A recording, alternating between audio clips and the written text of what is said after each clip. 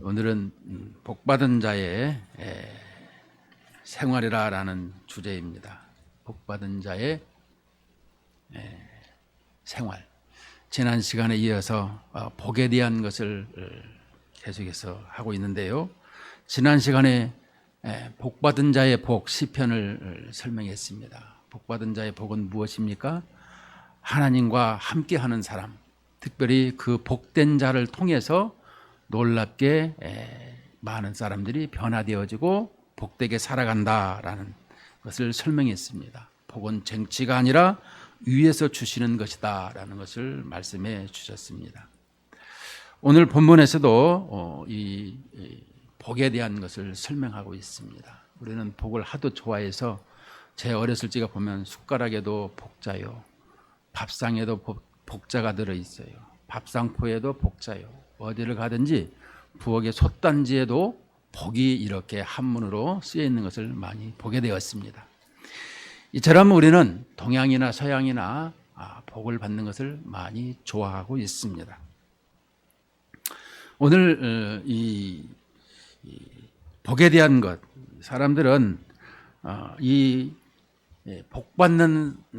복을 받고 나면 이 생활이 변화가 돼야 되는데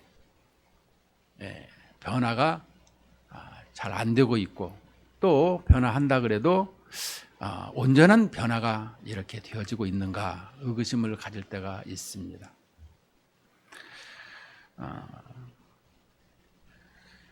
우리의 신앙생활 하면서 우리가 살아가는 것은 자유롭게 삽니다. 그러나 우리는 심고 나면 가을에 추수하듯이 우리는 무엇을 하든지 그 열매를 거두게 된다라고 말씀하고 있습니다. 리처드 칼슨이라고 하는 유명하신 치유 상담가가 있는데, 우리는 사소한 일에 목숨을 건다라는 책이 있습니다.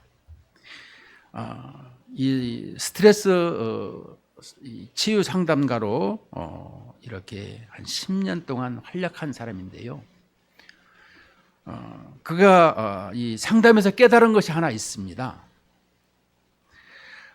이 고민하는 사람들이 동일한 증후군이 하나 있는데, 그것은 뭐냐 하면 현재 자기가 가지고 있는 것이나 자기가 처한 의미나 가치에 대해서 전혀 생각하지 못하고 있더라라는 것입니다.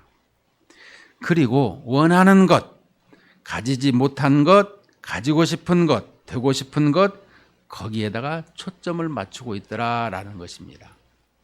다시 말하면 욕망지향적 세계관을 가지고 있더라, 이런 말입니다.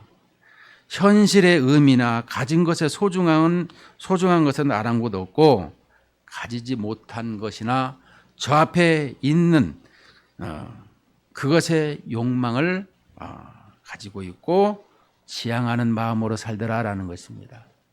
여러분은 어떻게 살아가고 있습니까?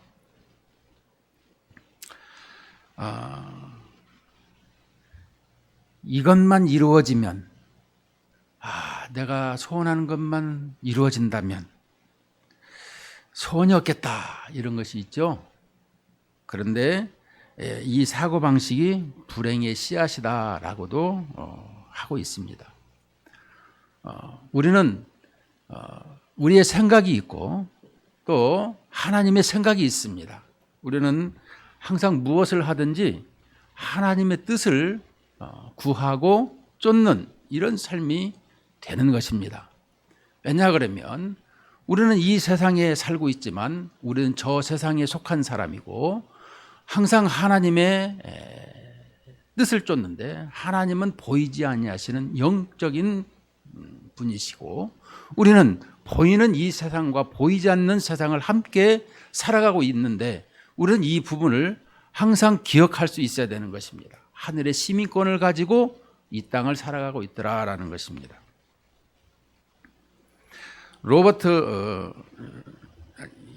버드란트 러셀이라고 하는 분이 행복론에서 이렇게 말합니다. 자신의 힘을 겸허하게 평가하고 자신의 존재를 겸허하게 평가하는 것이 행복의 근원이다 이렇게 말하고 있습니다. 다시 말하면 자신을 낮추어 평가하고 사는 사람은 항상 자기 성공에 놀란다라고 말하고 있습니다. 여러분, 신앙생활을 하면서 복받은 자의 생활을 어떻게 항상 지켜가고 있습니까? 오늘 신명기서를 보게 되게 되면 28장은 68절까지 있습니다. 그런데 14절까지는 이 축복에 관한 것이고 15절부터 68절까지는 저주에 관한 것입니다. 그리심산의 축복과 에발산의 저주라고 하는데, 우리는 68절까지 보면서 14절은 축복이지만 그 외에 4배나 많은 이 저주를 설명해 주고 있습니다. 28장은 이 신명기서 모든 장을 볼 때에는 제2의 2세들에게 주신 말씀이죠. 2세들에게 주신 말씀, 가나안 땅에 들어가기 전에 이스라엘 백성들에게 말한 내용인데, 너희들은 이렇게 살면은 심지어 자기 자식까지도 이렇게 먹게 되는, 나라가 쫓겨가며 코에 끼이며 세상에 이렇게 어린아이나 노인들도 불쌍히 여기지 아니하는 이런 생활이 있게 된다. 왜? 하나님의 말씀대로 살지 아니하면. 그런데 그렇게 살았어요. 15절부터 68절까지 읽어보면 이스라엘 백성들이 하나님 말씀대로 안 살게 되었더라는 것입니다. 성경을 읽어보면. 그래서 요시아 때의 개혁을 할 때에 율법책을 찾고 요시아 왕이 가슴을 찢은 것처럼 하나님의 말씀이 이렇게 살아있는데도 불구하고 그렇게 살지 않았다라는 것을, 가슴을 찢은 것을 볼 수 있습니다. 이스라엘 백성들이 주전 722년에 아수르의 군대에, 아수르는 가장 잔악하기로 소문났어요. 코를 꿰갖고 사람을 데리고 갑니다. 목에 이렇게 감아서 가고 가면 그것은 약하고 그냥 코를 꿰갖고 가는 아주 잔인한 이런 것을 보게 됩니다. 나아가서 유다도 그런 모습을 보게 됐죠. 우리는 신명기서 1장을 한번 보도록 하겠습니다. 오늘 본문 펴놓고 신명기 1장에 보게 되면 1장 2절과 3절 속에 이런 말이 있습니다. 신명기 1, 2, 3절을 제가 읽도록 하겠습니다. 이는 모세가 요단 저쪽 숨 맞은편의 아라바 광야 곧 바란과 도벨과 라빈과 하세럽과 다사합 사이에서 이스라엘 무리에게 선포한 말씀이니라. 호렙산에서 세일산을 지나 가데스 바네아까지 10하룻길을 이었더라. 3절에 40째 11째 달 그 달 첫째 날에 모세가 이스라엘 자손에게 여호와께서 그들을 위하여 자기에게 주신 명령을 다 알렸으나, 자 2절과 3절에서는 38년의 간격이 있습니다. 그러니까 호렙산에서 세일산이나 가데스 바나에서 10하룻길이었다는 것은 10하루면 갈 길을 3절에 보면 40째 40년 해 11째 달 11월 그 달 첫째 날 11월 1일 날에 모세가 이스라엘 자손에게 여호와께서 그들을 위하여 자기에게 주신 명령을 다 알렸으나, 그러니까 하나님께서 이스라엘 백성들에게도 이렇게 출애굽한 연도에 새해로 시작해서 이게 40년이 되었더라라고 설명해 주고 있습니다.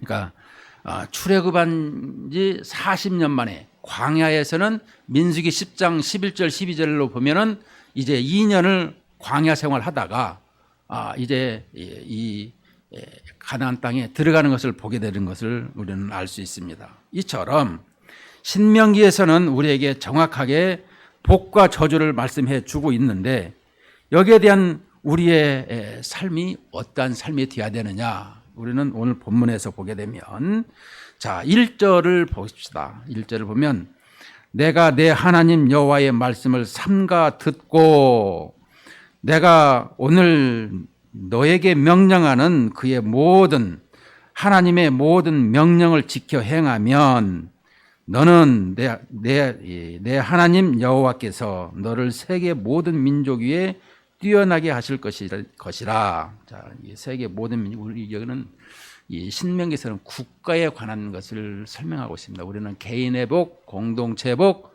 나라의 복, 이것을 설명하고 있는데 신명기서를 보면 이 국가 공동체를 설명하고 있는 것입니다. 실은 그렇지만 우리는 어디까지나 개인의 또 이 복과 또 이 가정과 이 공동체, 이 나아가서 교회 공동체, 나아가서 국가의 공동체, 우리는 이것을 볼 수가 있는 것입니다. 그런데 복을 받는 것에 대해서 어떻게 하느냐? 삼가 들어야 된다라는 것입니다. 이 듣다라는 것을 여기서 보면 삼가 듣고 이 듣는다라는 것과 또 12절에도 보면 이 13절 하반절에 보면 내가 오늘 너에게 명령하는 내 하나님 여호와의 명령을 듣고, 여러분 듣고라는 단어가 계속 뜨게 되게 되면 우리는 신중하게 들어라, 또 성실하게 들어라 라는 의미를 가지고 있습니다.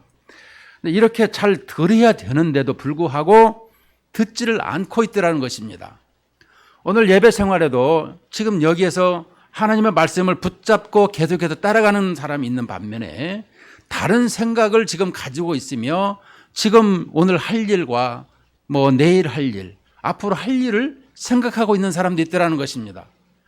여러분 예배에 들을 때는 하나님의 강단에서, 이 강단에서 흘러나오는 흐레마, 레마의 말씀을 정확히 집중해서 끝까지 듣는 것이 필요한 것입니다. 주일 학생들은 15분이면 허리가 뒤틀린다고 하고 성인들은 25분이면 힘들다고 합니다. 근데 보통 25분에서 35분 사이에 끝납니다. 길게 하는 사람은 40분 설교를 하는 것을 봤는데요. 예전과 달리 지금은 그렇지 않죠. 보통 25분에서 이제 30분 사이에 끝나게 되는데요. 우리는 이 30분간을 집중해서 하나님의 말씀에 항상 따라가야 된다는 것입니다.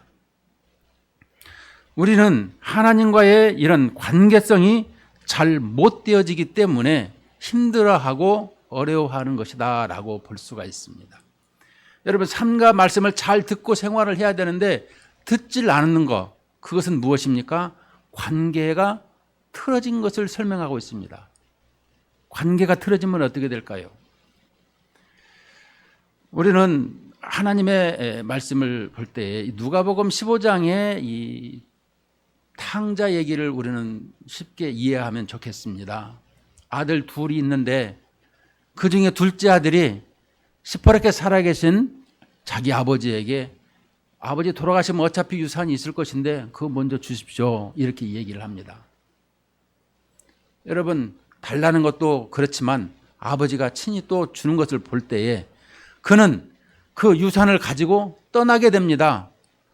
떠나는데 어디로 가느냐? 이방 땅으로 가고 있습니다. 자기 공동체에서 살아가는 것이 아니라 이방 땅에 간다는 것은 아버지와 단절을 하면서 살겠다라는 것입니다. 그런데 아버지와 단절한 후에 어떻게 되죠?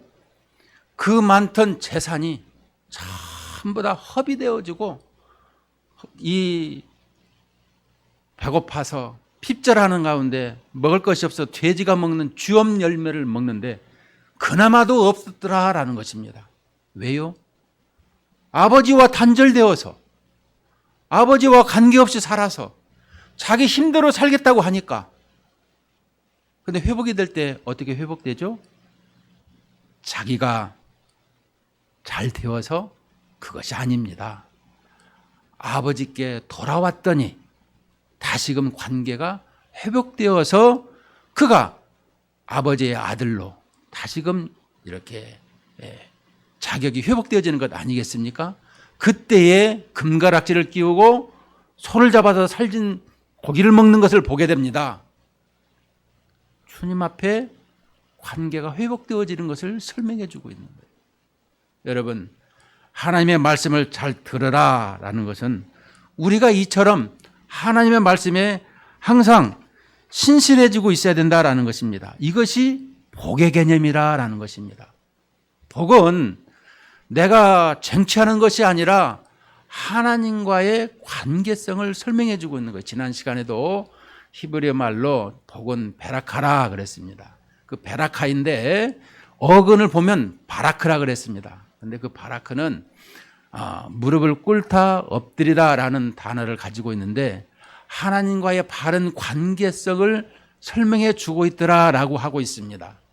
어떻게요? 순종의 의미 또 내지는 그 하나님과의 바른 관계성에 있을 때에 복이 있더라라는 것은 내가 겸손하게 나아가는 모습, 이것을 설명해 주고 있죠.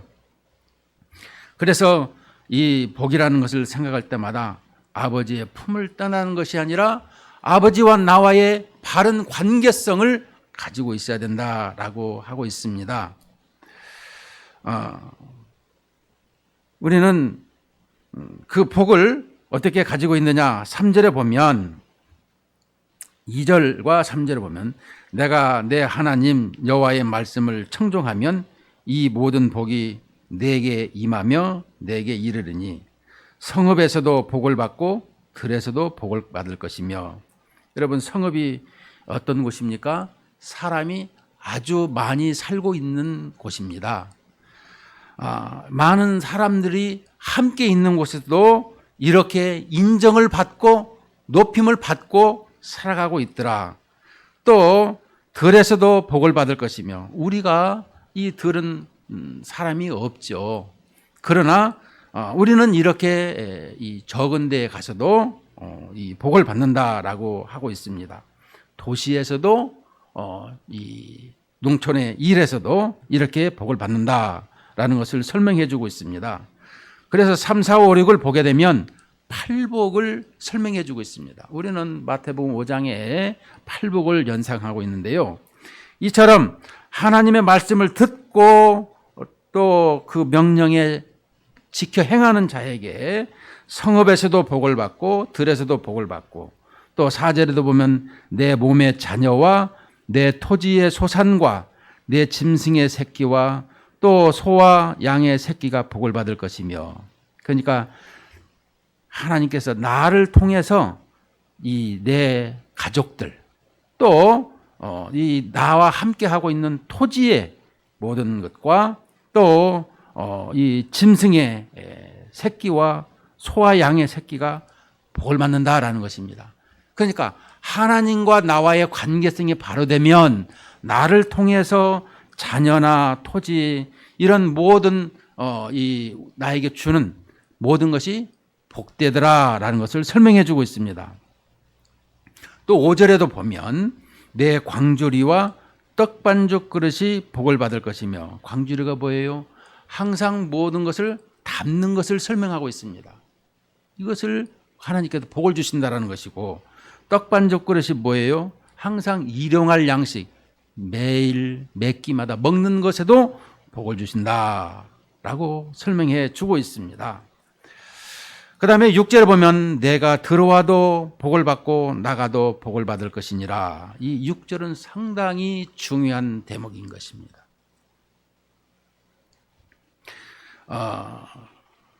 6절과 7절에 보면 여호와께서 너를 대적하기 위해 일어난 적군들을 내 앞에서 패하게 하시리라. 그들이 한 길로 너를 치러 들어왔으나 내 앞에서 7길로 도망하리라.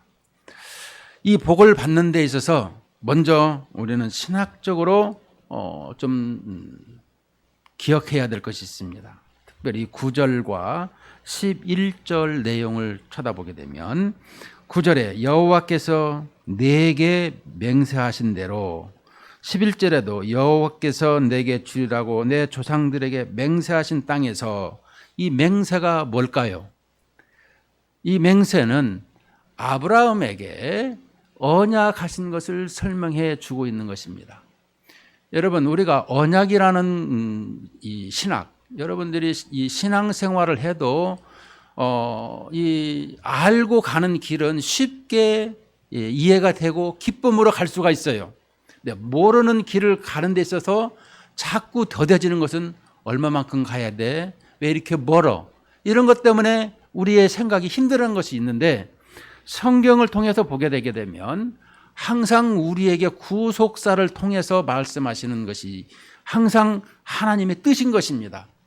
하나님께서 영원 언약, 그 다음에 이 아담 언약, 또 이 노아 언약, 그 다음에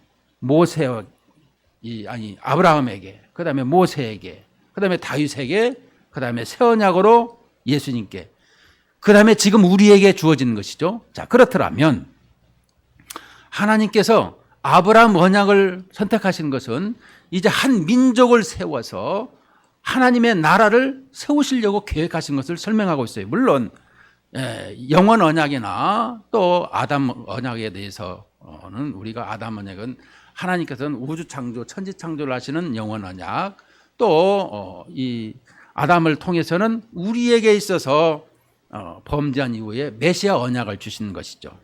자, 그 다음에 이 노아 언약은 이제 멸하지 않겠다라는 약속이었고, 그 다음에 아브라함에게는 한 민족을 선택해서 이제 메시아를 보내주겠다는 아담에게 명령한 약속한 그 약속을 아브라함에게 그대로 말씀하시는 것을 설명해 주고 있어요. 그것이 요한계시록까지 이렇게 언약으로 말미암아 우리에게 약속해 주신 거예요. 그러니까 이 약속의 말씀을 꼭 붙들어야 신앙생활에 흔들리지를 않는 것입니다. 자, 9절 말씀을 보면 여호와께서 너에게 맹세하신 대로, 자, 아브라함에게 언약하신 것을 기억하라, 이런 말씀입니다. 너를 세워 자기의 성민이 되게 하시리니, 자, 하나님의 백성이 되게 하시리니 이는 내가 하나님 여호와의 명령을 지켜. 자, 하나님은 우리에게 전능하신 분이시다라고 배웠죠. 근데 여호와가 단어 쓸 때는 항상 약속이라는 개념을 가지고 있다 그랬어요. 언약에 관한 것을. 자, 그래서 여호와의 명령을 지켜 그 길로 행할 것임이라. 11절에도 여호와께서 내게 주리라고 내 조상들에게 맹세하신 땅에서 내게 복을 주사 내 몸의 소생과 가축의 새끼와 토지의 소산을 많게 하시며, 여호와께서 너를 위하여 하늘의 아름다운 보고를 여시사 내 땅에 때를 따라 비를 내리시고 내 손으로 하는 모든 일에 복을 주시리니 내가 많은 민족에게 구워줄지라도 너는 꾸지 아니할 것이라. 자, 우리에게 이 하나님께서 아브라함에게 약속할 때 하늘의 별과 같이 바다의 모래와 같이 이렇게 많게 하시고 복을 주시리라 약속했는데, 특별히 우리에게 설명해 주신 내용을 보게 되면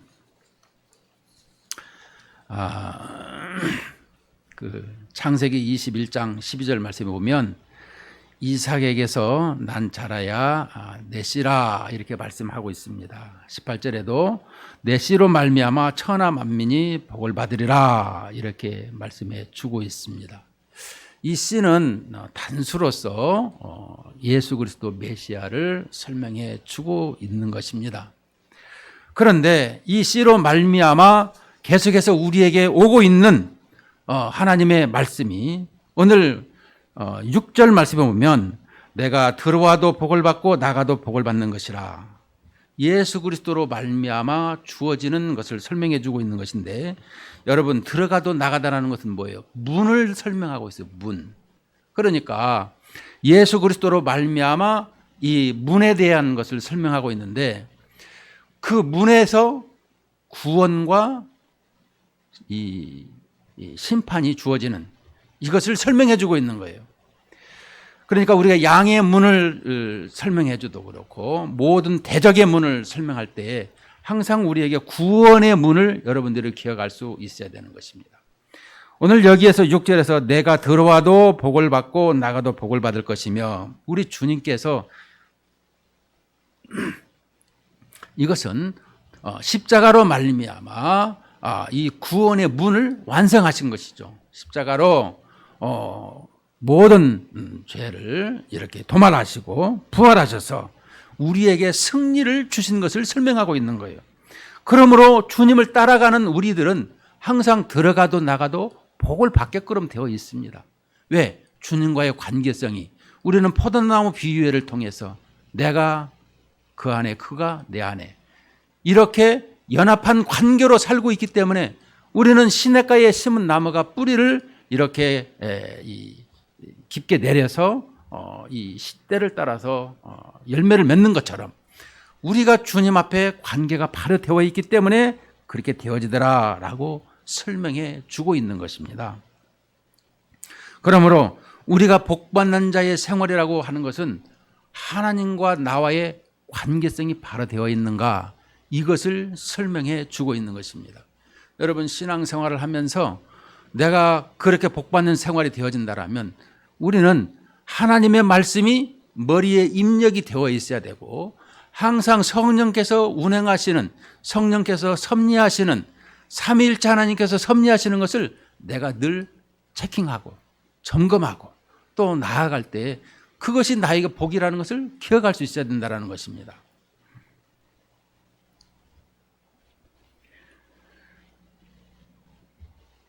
하나님이 함께 하시면 두려움이 없고 걱정거리가 없는 것입니다. 항상 기쁨과 행복함이 있는 거예요.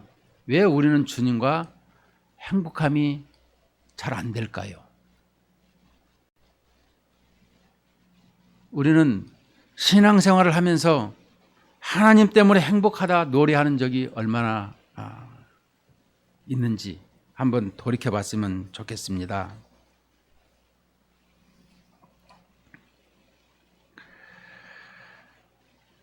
우리는 성문을 얘기할 때에 항상 주님께서 이 모든 일에 있어서 구원의 문이라는 것을 여러분들이 기억한다면 우리는 그 문에 이미 통과를 한 사람이다라고 말씀해 주고 있습니다. 물론 이 세상에 예수님께서 십자가로 말미암아 사탄의 머리를 밟았지만 그 사탄은 이 꿈틀대고 발버둥치고 있는 것을 볼 때에 우리가 위협당하는 것을 느끼면서 불안을 느끼고 있는데 이미 우리는 예수님의 승리를 가지고 살아간 사람들입니다. 결코 흔들릴 이유가 전혀 없는 것입니다. 그러므로 우리는 바른 신앙생활을 하는 것은 항상 내 생각을 버리고 또 내 마음의 충동을 하나님께로 향해야 된다라는 것입니다. 내 마음과 뜻을 하나님께로 향하는 것입니다. 그리고 그 말씀으로 말미암아 확증을 받고 살아가는 것입니다. 여러분, 말씀이 확증을 가지고 있어야 그 다음부터 사는 인생은 행복함이 있는 것입니다. 제가 늘 기도하는 제목이 그것입니다. 우리 성도들에게 매일 예배를 드릴 때마다 처음의 신앙을 가지고 돌아가게 해 주십시오. 이런 기도를 많이 하고 있습니다. 여러분, 예전에 이런 드라마틱한 얘기가 하나 있었습니다. 1924년 파리 올림픽 때인데요. 이 올림픽의 꽃은 항상 달리기 아니겠습니까? 그런데 이 100m의 경주가 있었습니다. 파리 올림픽 때. 네, 영국 대표로 출전한 에릭 리라고 하는 청년이 있었습니다. 이 청년은 높은 기록을 가지고 있었습니다. 달리기에 있어서. 실수만 없다면 아마 틀림없이 1등을 할 것이다. 이게 모두가 믿는 그런 사람이었습니다. 그런데 그 달리는 날 스케줄이 주일날이었던 것입니다. 그래서 이 주일날이라고 해서 이 에릭 리는 그 달리기를 포기를 하게 됩니다. 영국에서 이 많은 사람들이 난리가 났습니다. 신문 전체가 비판을 할 뿐만 아니라 민족을 배반했다, 국가의 배신자다, 옹졸한 실랑이인이다, 왜 그것을 안 하느냐, 이렇게 아우성을 하고 그랬습니다. 그는 말합니다. 나는 주일날은 교회 가서 하나님께 예배하고 말씀을 듣습니다. 그것이 오늘 주일을 거역하고 나가서 금메달을 타는 것보다 더 중요합니다. 그런 거로 안 됩니다. 이렇게 고백했다고 합니다. 그 며칠 뒤에 400m 경주가 있었습니다. 그는 그 경주에 자원했습니다. 100m를 달리는 사람이 400m를 뛴다는 것은 좀 상상하기 힘든 일인 것입니다. 그런데 경기장에 나가서 100m로 뛰는 그 솜씨로 총알같이 뛰었습니다. 사람들이 걱정을 했습니다. 아니 100m로 저렇게 뛰다가 심장이 터지면 어떡하지? 그런데 그 속도를 유지해서 그가 이 세계 신기록을 가지고 1등으로 들어오게 됩니다. 그래서 그에게 묻습니다. 어떻게 이렇게 달리게 되었습니까? 200m는 내 힘으로 달렸습니다. 그러나 그 이후에 200m는 하나님이 하셨습니다. 왜냐하면 어떻게 뛰었는지를 전혀 모르겠습니다. 라고 그는 말했습니다. 여러분, 우리는 수없이 하나님의 인도하심과 능력을 이렇게 체험하고 살아갑니다. 그런데 그것을 내 것으로 확신하지 못하고 있는 것이 있더라라는 것입니다.